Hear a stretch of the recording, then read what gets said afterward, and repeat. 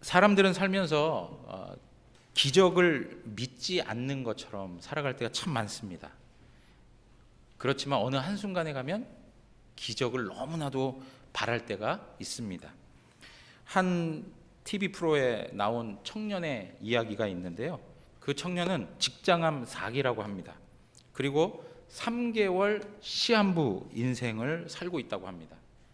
근데 그 청년에게 작은 바람 2가지가 있는데, 하나는 뭐냐면 아버지와 누나가 화해하는 일이라는 거예요. 그리고 이제 또 하나는 자기를 위로해 주고 싶은 마음에 그 TV 프로에 출연하는 개그맨 이수근 씨하고 사진 한번 찍는 거래요. 그러니까 이 이야기를 듣고 나서 이수근 씨가 말을 잇지 못하고 계속 눈물을 흘려요. 아니, 사진 한번 찍는 게 뭐 그게 대수라고, 그게 소원이냐. 정말 이 사람을, 이 청년을 어떻게 좀 도와주고 싶은 마음이 있는데도 불구하고 해줄 게 없는 거예요. 해줄 수 있는 게 없어요. 그러니까 그의 마음속에 간절히 표현되는 것은 기적을 바랄 뿐이다. 기적. 그리고 그 프로 밑에 댓글 이렇게 달린 것들 보니까 전부 격려하고 위로하면서 가장 많이 언급된 표현이 뭐였냐면 기적이라고 하는 거예요. 기적이 있었으면 좋겠다. 기적.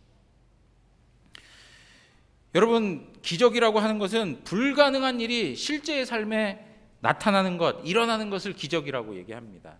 초자연적인 사건이 현재적 삶에 일어나는 것을 우리는 기적이라고 합니다. 그런데 우리 안에 가장 최고의 기적은 죽음의 문제를 해결하는 기적이에요. 죽음의 문제를 해결하는 기적. 모든 사람은 다 죽음 아래에 있습니다. 그렇기 때문에 이 문제를 해결할 수 있는 일이 있다면 그것은 엄청난 기적이죠. 그런데 오늘 우리가 읽은 말씀에 이 기적이 그대로 설명되어져 나오고 있는 것입니다.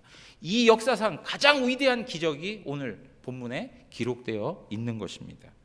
여러분, 오늘 1절에 보면 안식 후 첫날이 되려는 새벽에, 토요일이 안식일이니까 그 다음날 주일 새벽을 말하는 것입니다. 이때 막달라 마리아와 다른 마리아가 무덤을 보려고 갔습니다. 다른 성경에는 이 여인뿐만 아니라 다른 여인들도 이렇게 등장하고 있는데요. 이 여인들이 향품을 사서 예수님의 몸에 바르려고 무덤을 향해 가고 있는 것이죠. 그런데 이들 마음 가운데 걱정이 있었습니다. 어떤 걱정이 있었을까요? 마가복음 16장 3절은 이렇게 우리에게 이야기하고 있습니다. 서로 말하되 누가 우리를 위하여 무덤 문에서 돌을 굴려주리요? 야, 우리가 어떻게 무덤 문을 굴릴 수 있을까? 이게 걱정인 거예요. 그런데 무덤에 가보니까 엄청나게 놀라운 사건이 벌어진 거예요. 큰 지진이 나면서 주의 천사가 와가지고 문을 굴려내고, 그리고 예수님이 누웠던 그곳에 그들이 앉아있는 모습을 보게 된 것이죠. 여러분, 여기서 우리가 생각해야 될 게 있어요. 무엇이냐면 왜 천사들이 이렇게 내려왔는가라고 하는 거예요. 근데 어떤 사람들은 이 천사가 내려온 이유가 예수님을 죽어있던 그 상황에서 다시 살리기 위해서 내려온 것이다. 그리고 예수님을 부축하여서 그 돌문을 열고 나오기 위해서 천사가 온 것이다. 이렇게 생각하는 사람들이 있어요. 거짓된 성경, 가경 혹은 우이경, 외경, 이런 베드로 복음서라고 하는 게 있는데 거긴 그렇게 설명을 하고 있어요. 여러분, 이런 모습들을 보면 사실은 성경의 이 내용들을 거스려 이야기하는 그러한 문서들이 많이 있는 것이죠. 그런데 여러분, 여기서 보시면 사실 마태는 예수님의 부활에 대해서 구체적으로 묘사하고 있질 않아요. 그냥 예수님이 살아나셨다는 거, 그리고 그 후에 예수님이 살아난 그 모습을 보고 나서 나타나는 제자들의 그런 반응들, 이런 정도만을 이야기하지 예수님이 구체적으로 어떤 과정을 거쳐서 살아났다, 이런 표현들을 쓰고 있지 않아요. 그런데 우리가 분명히 알 수 있는 것은 천사들이 내려오기 이전에 예수님께서는 어떻게 하셨다고요? 부활하셨다라고 하는 거예요. 예수님 스스로 일어나셨다는 거죠. 죽음 가운데서, 사망 가운데서 다시 살아나셨다라고 하는 거예요. 예수님은 천사의 도움이 필요 없으신 분입니다. 예수님은 하나님이십니다. 그래서 하나님의 아들로서 돌문이 막혀 있다고 해서 삼엄한 경비가 이루어져서 어느 누구도 그 무덤 밖으로 나오지 못하고 또 들어가지 못하도록 하는 그런 경비들이 가득 있어도 예수님의 부활을 가로막을 수는 없었다라고 하는 것이죠. 여러분, 예수님께서 부활하신 후에 제자들에게 나타난 몇 차례의 사건들이 있습니다. 그 중에 하나가 뭐냐면, 부활하신 날 저녁에 제자들이 유대인들이 무서워가지고 두려워가지고 자기들끼리 모여가지고 문을 걸고 있었던 장소에 있어요. 그런데 예수님이 어떻게 하세요? 똑똑, 야, 내가 너희 선생이다, 문 좀 열어라, 그렇게 얘기하지 아니하시고 어떻게 하세요? 그냥 들어오셨어요. 그냥 들어오셨어요. 그러니까 예수님께서는 어떤 물질 세계의 제한을 받지 아니하는 모습으로 다시 살아나신 거예요. 그러니까 이러한 모습을 보면 우리가 분명히 알 수 있는 것은 무엇이냐면, 예수님은 어떠한 것에 의존하지 아니하시고 그 죽음의 권세를 이기고 다시 살아나셨다는 거예요. 그것은 오직 하나님만이 하실 수 있는 일인 거죠. 여러분, 이 초자연적 기적의 일들은 누구만이 할 수 있는 거예요? 인간은 만들어낼 수가 없는 것들이에요. 오직 하나님만 하실 수 있는 거예요. 우리 학생들 같은 경우 저 목사님한테 너무 인사를 오래 하는 것 같아. 고개를 딱 들고 봐도 좋을 것 같아. 자, 그래서 우리의 상식과 어떤 우리의 이성, 이런 걸 가지고 지금 예수님이 다시 살아났다는 것을 이해할 수가 없는 거예요. 왜냐하면 이 영역은 하나님의 초월적 능력에 포함된 것이기 때문에 하나님만이 행하실 수 있는 것이죠. 그러면서 우리에게 이 본문이 설명하고 있는 바가 무엇입니까? 예수 그리스도는 하나님의 아들이고 하나님이시다라고 하는 것을 강조하여 설명하고 있는 거예요. 그러면 왜 이 천사들이 이렇게 내려와야만 했는가라고 하는 것이죠. 그것은 예수가 하나님의 아들이시오, 그리고 하나님이심을 드러내면서 예수님이 죽음에서 다시 살아나셨다 하는 것을 증거하기 위해서 그런 것입니다. 이 천사들이 내려온 것은 부활을 증거하기 위해서 내려오신 거예요. 이 여인들의 걱정거리, 누가 무덤 문을 열어줄 수 있을까 했던 그것을 천사가 다 열어놓고 예수님이 안치되어 있던 그 모든 자리에 예수님이 계시지 않은 그 현실을 그대로 보여주고 있는 거예요. 빈 무덤. 너희가 와서 보지만 너희가 예수님이 죽었을 때 분명히 보지 않았냐? 예수님이 육체적으로 완전히 죽었다는 건 너희가 완전하게 목격하지 않았냐? 그런데 그 예수님이 지금은 계시지 않다. 여기 계시지 않는다. 왜요? 예수님은 다시 살아나셨기 때문이다 라고 얘기하는 것이죠. 사랑하는 성도 여러분, 우리가 지난번부터 계속 말씀드리지만 이 여인들을 등장시키는 일들, 예수님의 죽음을 끝까지 목격하도록 하는 모든 일들은 예수님의 죽음에 대한 확실성을 하기 위한 것뿐만 아니라 무엇까지요? 예수님이 다시 살아나셨다고 하는 부활에 대한 확실함도 보여주기 위한 하나님의 섭리가 다 있는 거예요.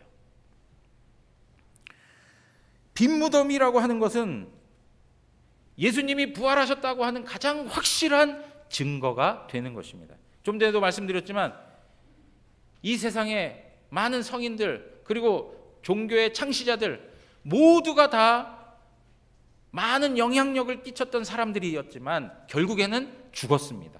그리고 그들은 모두 무덤을 가지고 있습니다. 그러나 우리 주 예수 그리스도만큼은 빈 무덤이었습니다. 빈 무덤.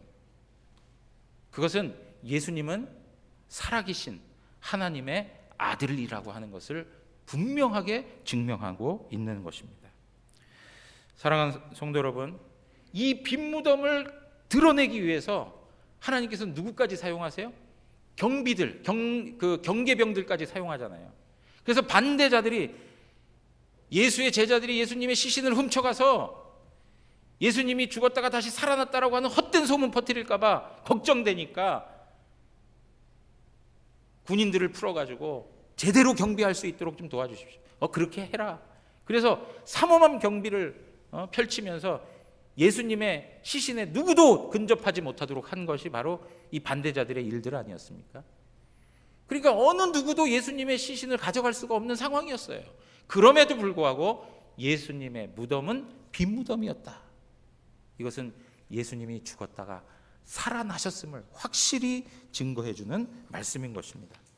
그러므로 우리가 이 말씀들을 통해서 확인할 수 있는 것은 오직 기독교만이 생명을 넘어서서 하나님의 놀라운 기적의 현장을 만들어낼 수 있는 종교라고 말할 수가 없지만 오직 기독교만이 진리이고 생명이고, 그리고 기독교만이 우리에게 영원한 안식을 제공할 수 있다는 것입니다.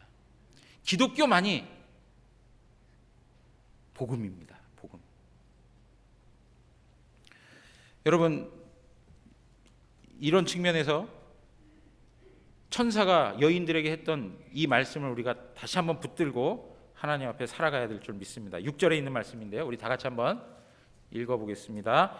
그가 여기 계시지 않고 그가 말씀하시던 대로 살아나셨느니라. 거기까지 보겠습니다. 그가 말씀하시던 대로 어떻게 됐다고요? 살아나셨느니라. 여러분 믿으십니까? 이걸 확실히 믿으셔야 돼요. 오직 하나님만이 이 일을 이루게 하실 수 있습니다. 그런데 여러분, 어떤 사람들은요, 예수님이 존재하셨다는 것에 대해서 인정을 해요. 그리고 예수님이 죽었다는 것도 인정을 해요. 그러나 예수님의 부활은 인정하기 어렵다는 거예요. 그러면서 하는 말이 뭐냐? 예수님은 육체적 부활이 아니라 예수님은 영으로 부활했다. 그리고 예수님은 정신적으로만 부활한 것이다. 예수님은 도덕적 가르침으로만 우리 안에 살아서 지금도 영향력을 끼치고 있다. 이렇게 생각하는 사람들이 있는 거예요. 예수님의 육체적인 부활을 인정하고 싶지 않아요. 그 기적을 받아들이고 싶지 않아요. 이성적으로 그들은 받아들일 수가 없는 거예요. 그러니까 하는 말이 예수님은 도덕적으로 지금 우리에게 가르침을 가지고 살아계시다. 이렇게 설명하는 거예요. 여러분 맞습니까? 성경이 그렇게 얘기합니까? 그렇게 얘기하지 않습니다. 오늘 9절에 가서 한번 보십시오. 9절에 가서 보시면 예수께서 그들을 만나 이르시되 평안하냐 하시거늘 여자들이 나아가 그 발을 붙잡고 경배하니 그랬습니다. 예수님이 여자들을 만났습니다. 그리고 평안의 안부를 묻습니다. 그러자 여자들이 예수님의 발을 붙잡고 경배했다 이렇게 표현하고 있어요. 여러분 여기서 예수님의 발을 붙잡았다라고 하는 그것이 예수님은 육체적으로 부활했다는 것을 보여주고 있는 증거인 것입니다. 요한복음 20장 20절에 보면 이 말씀을 하시고 손과 옆구리를 보이시니 제자들이 주를 보고 기뻐하더라 그랬습니다. 예수님의 손을 보여주셨습니다. 예수님의 옆구리를 보여주셨습니다. 그래서 예수님이 자기 자신이 육체적으로 죽었다가 육체적으로 다시 살아났다는 것을 설명해주고 있는 겁니다. 누가복음 24장으로 가서 보시면 이런 말씀이 있어요. 37절에서 43절. 그들이 놀라고 무서워하여 그 보는 것을 영으로 생각하는지라. 예수님이 딱 나타났는데 제자들이 생각하니까 이거 영 아니야 영? 무슨 귀신 같은 존재 아니야? 이렇게 생각을 하는 거예요. 그러니까 예수께서 이르시되 어찌하여 두려워하며 어찌하여 마음에 의심이 일어나느냐? 내 손과 발을 보고 나인 줄 알라. 또 나를 만져보라. 영은 살과 뼈가 없으되 너희 보는 바와 같이 나는 있느니라. 귀신은 살과 뼈가 없다. 그러나 나는 있다 라고 얘기하면서 나를 봐라, 나를 만져봐라. 거기에다 더해서 예수님께서 어떻게 하시는지 아십니까? 여기에 무슨 먹을 것이 있느냐? 41절에 보니까 여기에 무슨 먹을 것이 있느냐? 이에 구운 생선 한 토막을 드리니 43절에 받으사 그 앞에서 어떻게 하셨다고요? 잡수시더라 그랬습니다. 예수님께서 구운 생선 한 토막도 드셨어요. 여러분 귀신이면 그걸 먹을 수 있습니까? 제사 드린다고 아무리 그 앞에다 차려놓고 해도 뭐 하나 떠간 흔적이라도 있는 거 보셨습니까? 예수님은 육체적으로 다시 살아나셨음을 분명하게 보여주고 있는 거예요. 근데 여러분, 놀라운 게 또 있어요. 무엇이냐면 하나님께서 사람들의 캐릭터를 다 사용하셔가지고 예수님이 육체적으로 부활했다는 것을 아주 강조하여 드러내신 일들이 있는데, 그 중에 대표적인 인물이 누구냐면 도마예요. 도마. 여러분, 우린 도마를요 의심의 사람으로 이렇게 자꾸 얘기하잖아요. 근데 사실은 도마나 다른 제자들이나 다 볼 거 없이 전부 다 믿음이 없었어요, 사실은. 근데 이 도마를 하나님께서 쓰시는 이유가 있어요. 보세요. 요한복음 20장 24절에서 29절에 있는 말씀인데요. 한번 넘어가 보십시오. 교독해서 한번 읽도록 하겠습니다. 12제자 중에 하나로서 디두모라 불리는 도마는 예수께서 오셨을 때 함께 있지 아니한지라.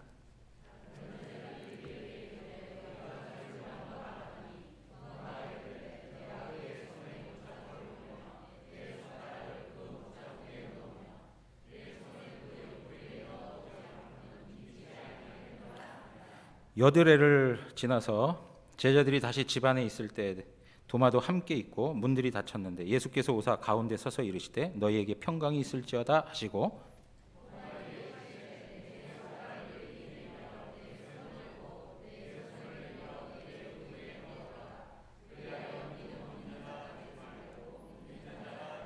도마가 대답하여 이르되 나의 주님이시요 나의 하나님이시니이다.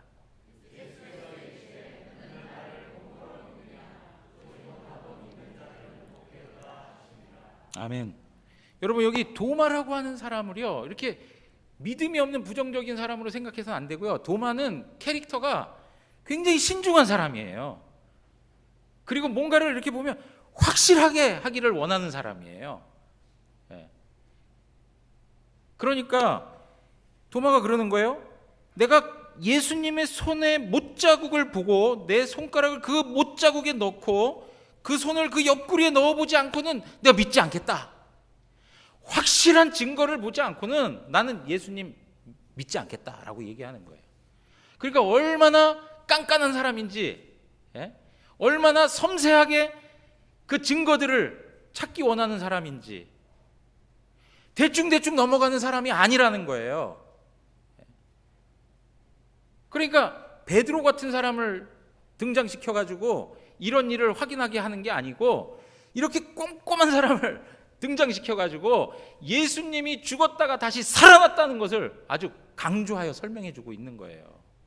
그러니까 도마는 예수 그리스도의 이 죽었다가 다시 살아나셨다라고 하는 이 진리를 어떤 다른 사람보다도 더 세상 앞에 드러내기에 아주 귀하게 쓰임받는 사람인 것이죠.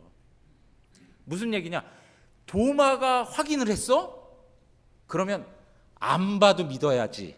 이 얘기 무슨 말인지 아시겠습니까? 이게 지금 어떤 이야기인지? 김치성 목사가 이거 좀 불안한데? 좀 더 확인을 해봐야 되겠는데? 이건데 도마가 확인을 했어? 그럼 그건 볼 것도 없어. 이 얘기를 하는 거예요, 지금. 그러니까 이 도마를 통하여서 예수님이 육체적으로 죽었다가 다시 살아났다라는 것을 선포하고 있는 거예요.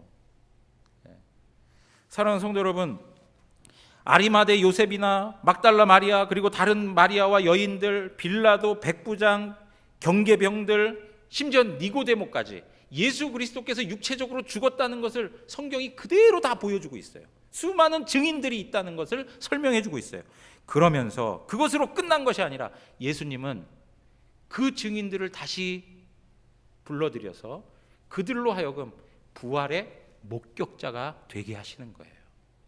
부활의 목격자가 되게 해요. 그래서 예수님이 죽었다가 다시 살아난 것이 헛된 이야기가 아니고, 거짓된 이야기가 아니고, 만들어낸 이야기가 아니고 역사적 사실이라고 하는 것을 분명하게 설명해 주고 있는 거예요. 여러분, 저는 우리 청년들이나 우리 학생들이 이런 말씀을 들을 때 생각을 딴 데 두고 있다가 이 진리에 대해서 정말 제대로 알지 못하고 그냥 그 하나님에 대한 지식 없이 세상의 어떤 이론과 세상의 그냥 그 허탄한 이야기들의 마음 빼앗겨서 흘러가는 현실들을 보면 너무 안타까워요. 여러분, 오늘 이 한 시간, 이 작은 시간에 집중해서 하나님 말씀 들어보세요. 하나님의 성령이 우리 가운데 역사하고 계시고 그 말씀을 우리에게 확신 있게 심어주시는 거예요. 오늘도 이 말씀 들으면서 하나님을 조금이라도 좀 알아보자, 하나님을 더 깊게 살펴보자 하는 그런 강한 의지가 우리 가운데 불타오르기를 원합니다. 여러분, 그런데 예수님께서 이렇게 육체적으로 부활하셨는데 이 예수님의 몸은 그렇다고 지금 우리와 같은 그런 몸이 아닌 거예요. 그런 몸이 아니에요. 신령한 육체를 가지게 되시는 거예요. 자, 고린도전서 15장 42절에서 44절 보세요. 죽은 자의 부활도 그와 같으니 썩을 것으로 심고 썩지 아니할 것으로 다시 살아나며 욕된 것으로 심고 영광스러운 것으로 다시 살아나며 약한 것으로 심고 강한 것으로 다시 살아나며 육의 몸으로 심고 신령한 몸으로 다시 살아나나니 육의 몸이 있은즉 또 영의 몸도 있느니라. 여러분, 우리가 썩을 것을 심고 썩지 않을 것으로 다시 살아납니다. 우리의 육체는 썩어집니다. 우리의 육체는 점점 망가지고 있습니다. 우리 권사님들 이야기, 우리 어르신들 뵐 때마다 하는 말씀, 이제는 온몸이 다 아파가지고 하루하루 자는 것도 힘들다고 그러죠. 살아내는 것들이 하나하나가 다 버거워요. 그렇게 한계된 인간의 육체가 그리스도 예수 안에서 신령한 몸으로 다시 살아난다는 거예요. 약한 것으로 심고 강한 것으로 다시 살아납니다. 육의 몸으로 심고 영의 몸으로 신령한 몸으로 다시 살아난다고 성경은 말씀해주고 있습니다. 고린도전서 15장 51절에서 54절 보면 보라, 내가 너희에게 비밀을 말하노니 우리가 다 잠잘 것이 아니요 마지막 나팔의 순식간에 호련히 다 변화된다라고 해요. 다 변화된다. 나팔 소리가 나매 죽은 자들이 썩지 아니할 것으로 다시 살아나고, 죽은 자들이 이미 죽었어요. 그런 자들이 이제는 썩지 아니할 것으로 다시 살아난다는 거예요. 우리도 변화되리니 이 썩을 것이 반드시 썩지 아니할 것을 입겠고 이 죽을 것이 죽지 아니함을 입으리로다. 이 썩을 것이 썩지 아니함을 입고 이 죽을 것이 죽지 아니함을 입을 때에는 사망을 삼키고 이기리라 기록된 말씀이 이루어지리라. 우리 송경식 집사님 가정 여기 예배 참여하셨는데요. 우리 또 이호근 집사님도 오늘 예배에 참여하셨는데요. 사랑하는 아내, 사랑하는 우리 어머님, 한 줌의 재가 되어서 흙으로 돌아갔지만 그리스도 예수 안에서 주님이 다시 오실 때 신령한 몸으로 다시 부활할 줄 믿습니다. 이것이 위로가 되기를 바랍니다. 여러분, 우리의 육체는 노쇠하고 끊임없이 부패하고 썩고 하는 이 과정을 거치게 되는데 그럼에도 불구하고 우리는 걱정할 것이 없다는 거예요. 왜? 하나님께서 예수님을 기적을 통해서 일으키셨던 것처럼 하나님께서 우리도 어떻게 해요? 기적을 행하셔서 다시 살아나게 하신다는 것이죠. 여러분, 제가 요새 당황스러운 이야기 한 두 차례를 경험한 적이 있어요. 한 번은 어느 카페에 갔는데 이제 제 아내가 오더를 하고 저는 이제 저쪽 건너편에 앉아 있는데 오더를 한 걸 갖다 주겠다는 거예요. 그러니까 자리가 어디냐고 알려달라고 그랬대요. 그래서 저쪽이라고, 저 있는 데를 가리키고 저쪽이라고 그랬더니 할아버지 앉아 계신데요, 이렇게 하더라는 거예요. 네? 그런 단어는, 그런 명칭은 한 번도 들어본 적이 없었는데, 네? 네. 그러고 나서 한 두 주 지났는데 제가 어디에 가서 어떤 정자에 앉아 있는 젊은 할머니하고 손자가 있길래 그 아이에게 물었어요. 얘야, 너 몇 살이냐? 이렇게 물었어요. 그랬더니 대답을 안 해요. 그러니까 그 할머니가 하시는 말씀이, 야, 누구야? 할아버지가 물어보시는데 답을 해야지. 근데 이제 더 열받았던 건 뭐냐면 제 아내가 제 아내인지 모르고 옆에 있는데 제 아내에게 했던 말이 뭐냐면 결혼하셨어요? 이런 말을 했다는 거예요. 네? 확인 사살을 하는 것과 같은 그런, 마음 같아서 눈을 그냥 이렇게 여러분, 우리의 육체는 점점 쇠해지고 점점 안 좋아지잖아요. 망가지잖아요. 연약한 것들이 더 연약해지는 모습을 우린 경험해가고 있어요. 그럼에도 불구하고 우리는 소망이 있어요. 왜 그러냐?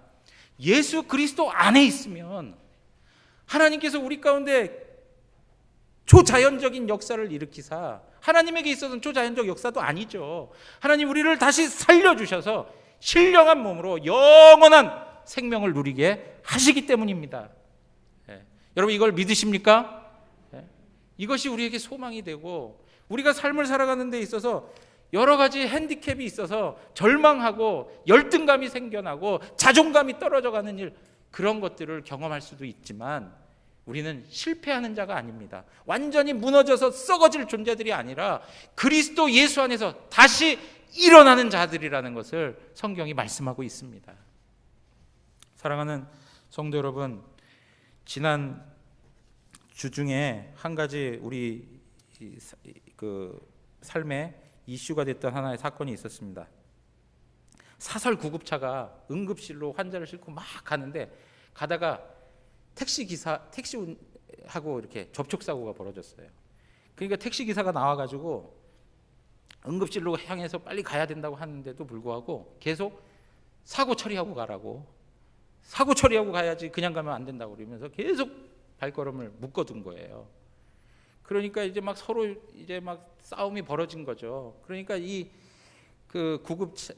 택시 운전기사가 뭐라 그러냐면, 환자 죽으면 내가 책임지겠다고 막 그런 거예요. 죽으면 내가 책임지겠다. 그래가지고 이 차가 병원까지 이송을 못하고 다른 구급차를 불러가지고 앰뷸런스 불러서 이제 병원으로 이송을 했는데 5시간 만에 죽었어요. 여러분, 책임져야 될 거 아니에요. 그 국민청원에 보니까 제가 언제 봤는지 지금 기억 잘 안 나는데 30만이 넘어갔더라고요. 책임지라고. 택시기사 책임지라고. 여러분, 얼마나 경솔한 이야기입니까? 얼마나 교만한 이야기고 어리석은 이야기입니까? 죽음을 우리가 책임질 수가 있습니까? 우리 인간의 한계가 분명히 있다는 것을 우리가 알지 못하고 그렇게 경거망동하고 그렇게 경솔하고 그렇게 어리석게 살아가는 인생, 아무것도 책임지지 못하고 감당할 수도 없는 그러한 존재가 우리 인간인 거 아닙니까? 여러분, 이번에 박원순 시장이 사망했는데요, 그분의 잘한 일들, 그리고 그분이 잘못한 일들, 뭐 여러 가지 다 있을 겁니다. 저는 여기에서 그걸 이야기하고 싶지 않습니다. 그런데 이 일들을 보면서 안타까운 것은 우리 시대의 자녀들이나 우리 시대의 사람들이 이 공직자들의 이러한 죽음의 일들을 자연스러운 것으로 바라보면서 살아가야 되는가 하는 안타까움이 너무 많아요. 그리고 인간이 책임질 수 있는 일이라는 건 죽음밖에 없구나. 인간이 최대한 한다고 하는 게 죽음이라는 거예요. 자결하는 거. 하나님 없는 인생이 가지고 있는 인생의 해답이라고 내놓는 것이 스스로 목숨 끊는 거예요. 물론 그 사람이 겪어야 할 심적인 상태가 얼마나 컸는지, 그 무게가 어떠한지 우리 다 이해할 수 있는 부분도 있을 거예요. 그러나 결과적으로 이렇게 해서는 안 되는 거 아닙니까? 이 죽음의 문제를 어느 누구도 극복할 수 없고 이 문제를 해결할 만한 세상에 어떤 사람들도 존재하지 않습니다. 그러나 우리는 이 문제를 넘어서고 우리에게 새 생명의 은혜를 부어주시는 예수 그리스도를 알고 있습니다. 예수 그리스도 그분만이 죽음의 문제를 넘어서게 해주시고 죄와 사망의 권세를 이기고 승리하여 우리에게도 영광스러운 새 생명의 은혜를 주실 수 있는 분이십니다. 오직 그분만이 우리의 구세주가 되십니다. 사랑하는 성도 여러분, 부활을 믿지 아니하는 세대, 하나님이 없다라고 말하는 세대, 하나님에 대해서 조금도 관심이 없는 세대, 신앙생활하고 하나님 섬기면 겁쟁이들이나 하는 것처럼 몰아붙이는 세대, 그리고 조금도 자신의 미래와 운명에 대해서 생각해보지 아니하고 막 살아가는 세대, 이 세대 속에서 우리가 하나님 앞에서 우리의 영원한 운명을 보장받고 살아간다는 것은 얼마나 복되고 영광스러운 것인지 우리는 너무 잘 알고 있습니다. 사랑하는 성도 여러분, 하나님 없이 살아가는 게 쿨한 인생 아닙니다. 하나님 안에 살아가는 것, 그리스도 예수 안에 살아가는 것이 우리에게 있어서 영원한 천국을 보장해 주는 것입니다. 오늘 이 시간에도 삶의 어려운 일들 때문에, 또 사랑하는 사람과 이별한 것 때문에 여러 가지 삶의 요소들을 인하여서 고통하고 아파하는 분이 있다면 다시 한번 예수 그리스도께서 죽었다가 다시 살아나셨다는 이 진리를 붙들고 승리하며 살아가기를 원합니다. 그래서 오늘 우리가 한 가지 말씀 더 읽고 마치겠는데요, 고린도전서 15장 58절, 사도 바울은 부활에 대해서 쭉 이야기하면서 그 성도들에게 마지막으로 권고하고 있습니다. 58절 다 같이 한번 읽겠습니다. 그러므로 내 사랑하는 형제들아, 견실하며 흔들리지 말고 항상 주의 일에 더욱 힘쓰는 자들이 되라. 이는 너희 수고가 주 안에서 헛되지 않은 줄 알미라. 아멘. 다 같이 일어나서 찬양하겠습니다.